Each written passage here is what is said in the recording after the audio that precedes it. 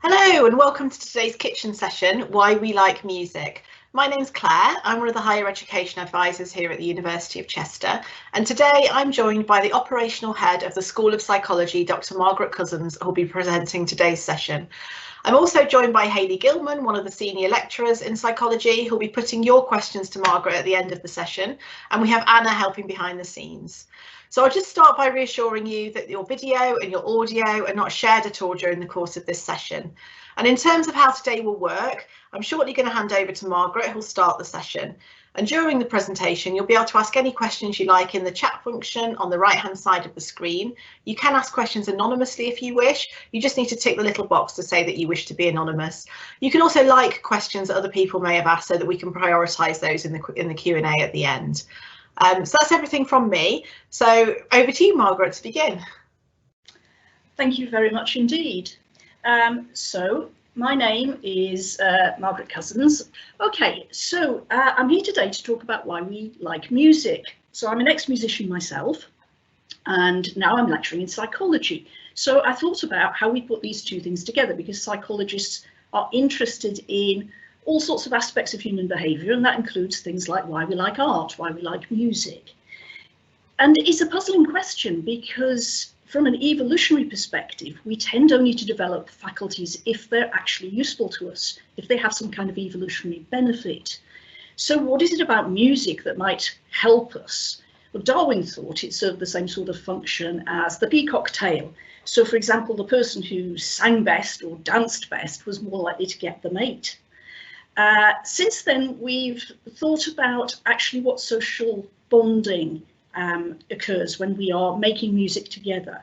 And we think that perhaps it's more to do with this social cohesion and the fact that when we're singing together and making music together, it helps us bond. And music does that really effectively. So I'm going to talk today about how music evokes particular emotions, whether that appreciation of music is something that we're actually born with, or is it something that we have to learn? And I'm going to think about what affects our particular individual music preferences. So what is it about music that we really respond to on this deep level? Some people listen to music and they get physical chills, those shivers up the spine when they're listening to music that they really like. And it becomes rooted in our personality, it becomes part of us, it becomes part of our behaviour. Well, the first thing is we see it in all cultures. So wherever we go in the world, we'll see music being made. And there are differences in that music, but there are some fundamentals as well, which I'll talk about in a moment. One thing that's common is that we use it in rituals. So this comes back to this idea of social bonding. When we're together with other people and we are, for example, engaged in a religious ritual, a wedding, a funeral, when we are at a football match and we're all chanting for our side, these are times when we make music together. Who can make the loudest music? Can the home team outsing the opposition? So is music appreciation hardwired? It seems to be something that we appreciate from very early on. So is it innate, or is it something we have to learn? Well, there are certain mathematical properties to music. These were noted by Pythagoras a very long time ago. So if, for example, I play this note on the piano, this is the note that we call A. So we give all our notes letter names, and this is A. It's the note that the orchestral instruments tune up to at the beginning of a concert. And if your piano is in tune, which mine probably isn't, it vibrates 440 times every second when the hammer hits the string. So that one vibrates 440 times a second. Now, if I take a string that is twice as long and I hit that, it vibrates 220 times a second. So exactly half. This one's 110, 65, and this one vibrates so few times we can almost hear it. So there's a mathematical relationship between all of those notes. We call all of those notes A. So these are all the A's. These are all the B's. And we call the distance between them an octave. And that octave seems quite hardwired.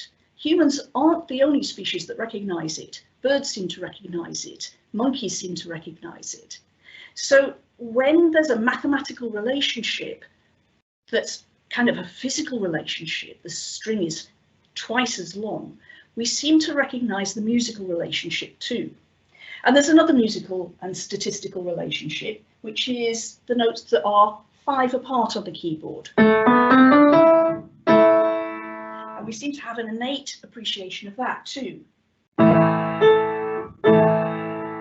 And when you hear it like that, you might think, well, that forms the basis of some of our chord progressions, which is what happens in Western harmony. But everything else is up for grabs, so that when we have different systems in different countries of tuning the notes in between the octaves and the fifths, then we can do it in lots of different ways. So we've done it in different ways in the past, and I'm sure we'll do it in different ways in the future, and we do it in different ways in different countries.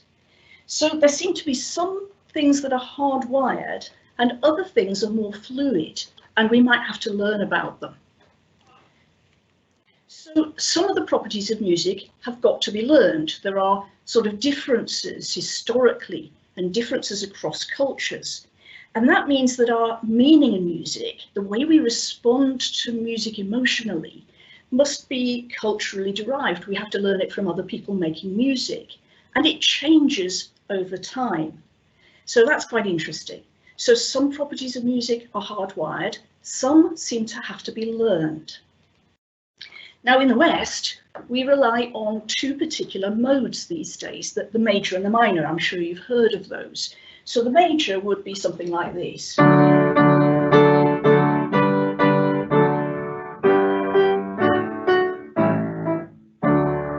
it's quite cheerful and quite happy.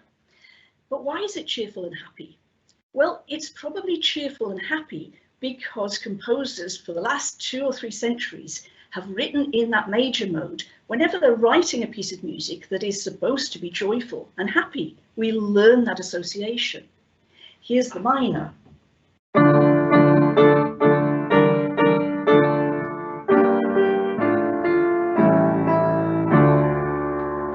Now, perhaps that sounds much sadder to you, or it can sound really dramatic.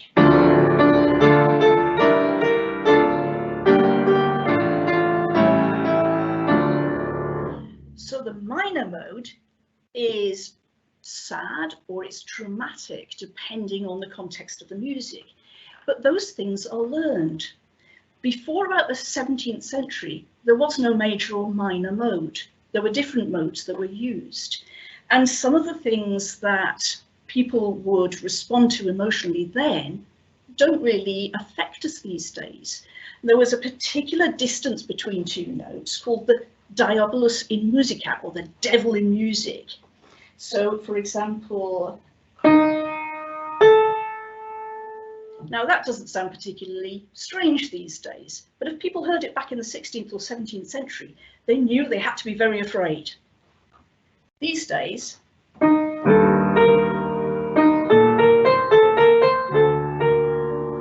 it doesn't really sound particularly odd to us. So the meaning of the music changes over time. I wonder what kind of meanings we have these days. What about this meaning? I wonder if you recognise what this might mean.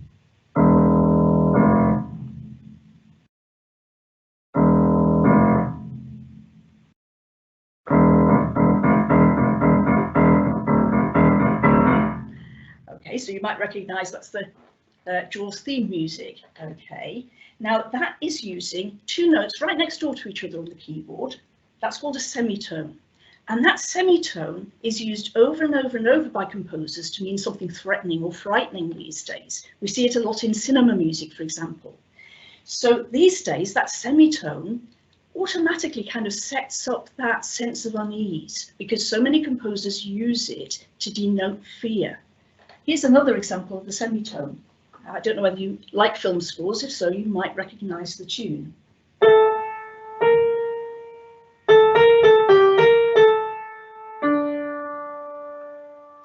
That has the semitone at the beginning. So that tells us we should be afraid. and then it has this drop. And that usually depicts sadness. So it's a mix of being frightened, being quite sad. That's actually a little motif from the Lord of the Rings trilogy. I don't know whether anybody recognised it. Give yourself a point if you did. And it actually denotes the ring itself.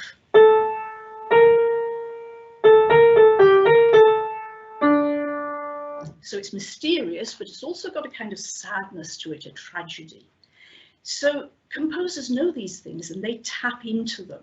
So they play with our emotions because they know what the current zeitgeist is. So what is it that actually affects people emotionally in music? And we learn this at a very young age. So we gain what's called an implicit knowledge of our music culture. Implicit just means we take it on board without even really realizing we're doing it. We don't have to know what the names of notes are. We don't need to know about the rules of harmony. We just absorb it through listening to music and listening to different kinds of Western music.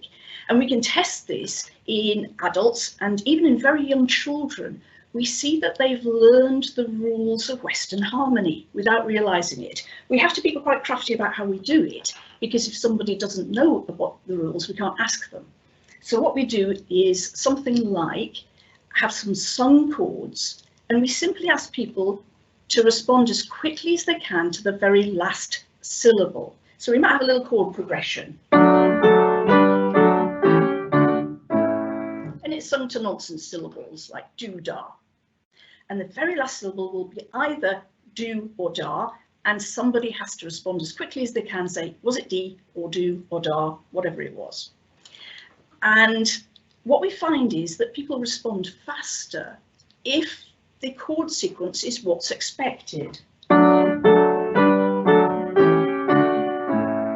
If it's unexpected,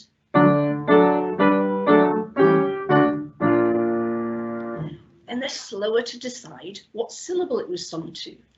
So that's quite canny. It suggests that we're taking longer to process the music. The music interferes with our ability to process the sound, the syllable it's sung to.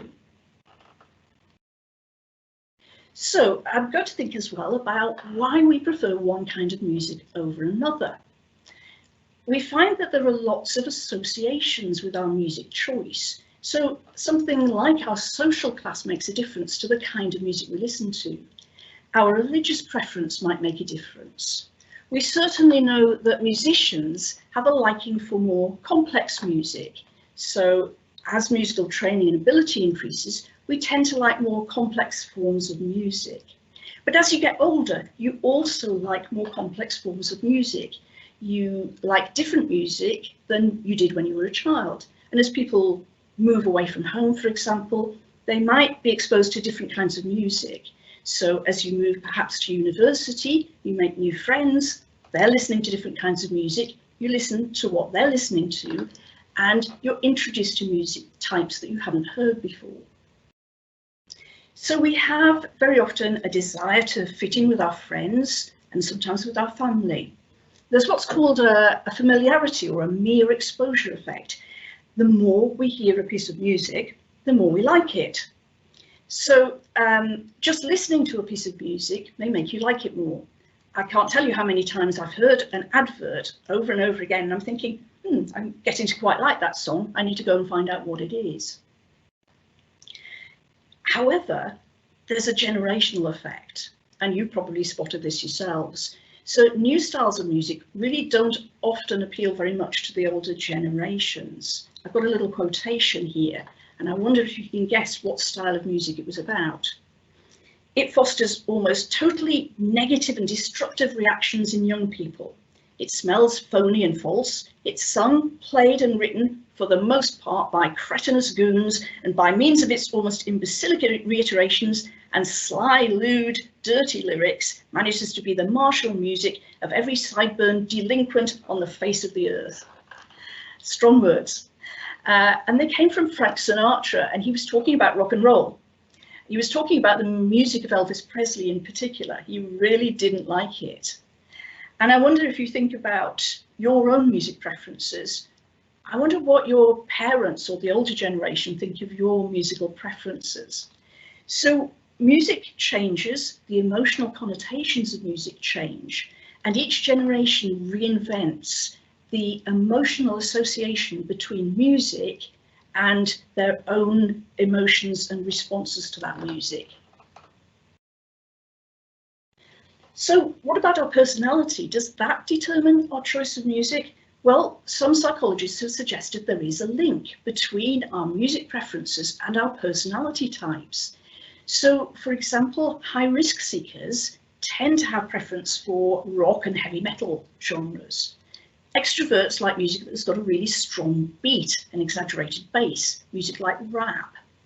And there have even been links between music preference and political orientation. So whether somebody's likely to vote Liberal or Conservative, for example. So Renfrew and Gosling did a little bit of work on this back in the early 2000s, and they invented or devised a short test of music preferences. It's got the lovely acronym Stomp. And they established 4 different music preference types. So I wonder whether you identify with any of these different preference types, and whether, if you do, you feel that your personality is like the different characteristics that Renfrew and Gosling identified.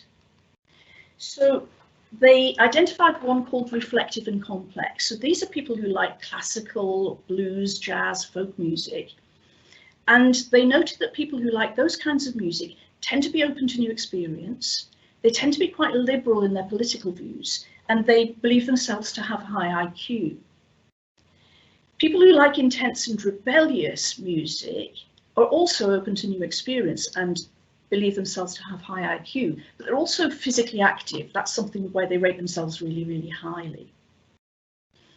People who enjoy upbeat and conventional music, so country, religious music, pop, soundtracks and things like that, tend to be extrovert and agreeable. They tend to be a bit more conservative, physically active, and they perceive themselves to be highly attractive. And the 4th category is energetic and rhythmic music, so dance, electronica, hip hop, rap, and so on. And like the upbeat and conventional, they're extrovert, they're agreeable. They're more liberal-minded though. So I wonder if you see yourself mapping onto any of those different categories in terms of your choice of music. Well, it's probably coming up to the point at which I need to stop, I think. So I'm going to throw the floor open to any questions at this point, if that's all right.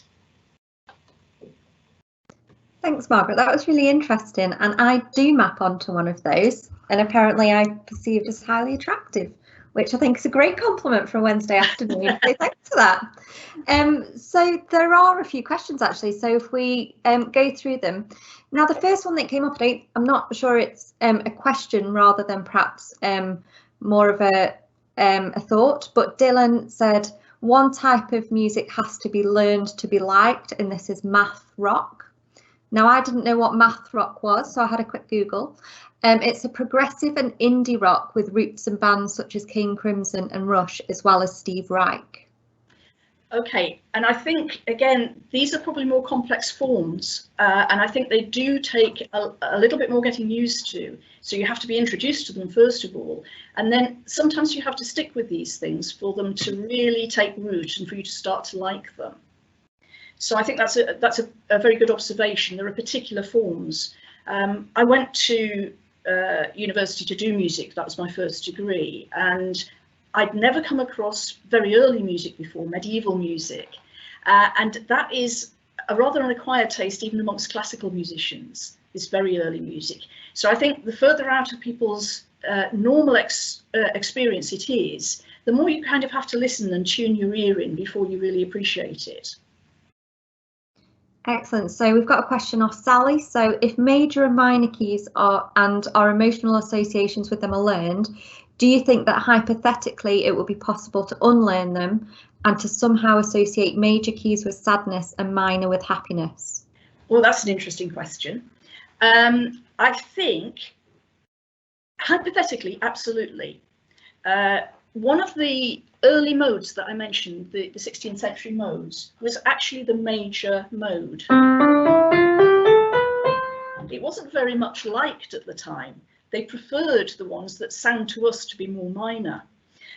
So I think it is something that can change over time. At the moment in Western music, I think we're so entrenched in this major is happy, major is triumphant and joyful, and minor is sad and perhaps dramatic, that I think it would be really difficult for somebody to do that. But I think hypothetically, it would be perfectly possible if composers started to use minor modes to indicate something happy, people would start to adjust and their emotional interpretation would be different.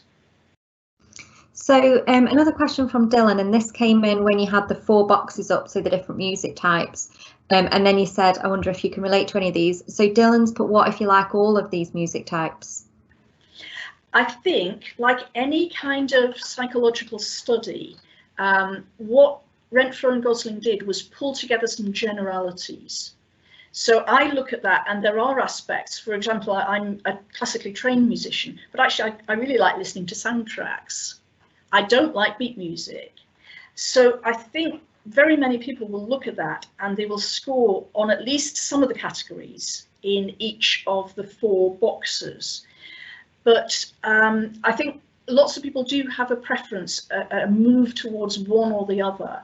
And I think that's where you get the stronger associations. Questions are coming in thick and fast now, Margaret. I'll rattle through as many as I can. So what are your thoughts on the relationship between identity and music? So do you think people might use music as a way of finding their identity, such as the LGBTQ+ group? That's a really good question. Absolutely. I think it's one way in which people do form part of that identity. So like your choice of clothes, for example. So the way people dress often reflects their identity as part of a particular group, or the fact that they identify with a particular movement. And I think the same is absolutely true of music, yes. So another one from Dylan, is there a difference with lyrical music and non-lyrical music and personality type? Oh, that's a good question, and I don't know is the answer. I do a bit of work with some of my students looking at the effects of lyrics when you're trying to learn material. So that's quite interesting. So I don't know is the answer. Sorry. So another question, how do you believe tempo might affect others? So there are slow classical songs and fast ones, slower rock songs and fast ones. Do you believe this has an impact on those 4 categories? Well, it's an interesting question because we know that listening again to music can actually affect you physically. So you get physiological responses. So your heart rate can actually increase if you're listening to, for example, loud beat music. So I think probably the answer is, if you're very extrovert, you may be looking for that degree of stimulation. So there are biological theories of extroversion that suggest that extroverts are actually looking to kind of, if you like, get the nervous system up and going and running, whereas introverts want to quiet it down a little bit. So introverts may not like that loud beat music that gets their heart rate racing. So when you said about familiarity, so the more that you hear songs, the more that you like them, what about the times when actually the more you hear it, you find it becomes quite annoying or more like an earworm? The earworm, yes, the dreaded earworm. Yes, I think that's an interesting point as well. So sometimes it's the music that you really dislike that seems to take hold. I don't know that there's been a huge amount of research into it. I'm sure there is some. I found that the best way to counter that is to deliberately in my head sing something that I really, really like and just try to shift the earworm out of the brain. But yes, I agree, there's something very annoying about that. Excellent. So one last question, then I'll hang back to Claire unless anyone posts anything in the next couple of seconds. And what about music and motivation? So when you were talking about physical activity, often people find certain tracks useful for motivating them when they're running, for example. I didn't know if you could just give a bit of explanation about that. Yes, I mean, that's interesting. Now, again, I think this is partly to do with the kind of get up and go. So very often people will listen to beat music when they're trying to do exercise. So if I walk past the gym at the University of Chester, for example, early morning, I can hear the music thumping away and everybody's out on the treadmill. I find it interesting. I used to jog and I used to like to have some music on, but I actually had to find music that suited my jogging pace. It really annoyed me if I was jogging off the beat, but I don't know whether that's specifically because I'm a musician or not. So I think that's all part and parcel of the sort of trying to get the system up and going. And we know that, for example, if you exercise very rhythmically, the muscles will actually respond better. And having that musical rhythm may help you actually achieve that. One of the things that actually led to our ability to make music in the first place is bipedalism, getting onto two legs. And it means we can have that rhythmic movement. We can move our arms very rhythmically as well. So I think that's all part and parcel of it. Excellent. Thank you, Margaret. That was really interesting. Thank you. I'll hand back over to Claire to wrap up. So I was so fascinated by what Margaret was saying. So yeah, that was really interesting. Thank you so much, Margaret, for today's session. You'll see I've just popped a link in the chat to our full kitchen session schedule. Hayley is actually going to be co-presenting a session at 2 o'clock next Wednesday afternoon on consumer and advertising psychology. So if you haven't already booked onto that session, if you just click on that link, you'll be able to book on, and we'll send you an email next week with the joining link. So all that really remains for me to do today is just to thank Margaret and to thank Hayley again, and to say that we hope to see you again soon on one of our other kitchen sessions. Thank you very much. Goodbye.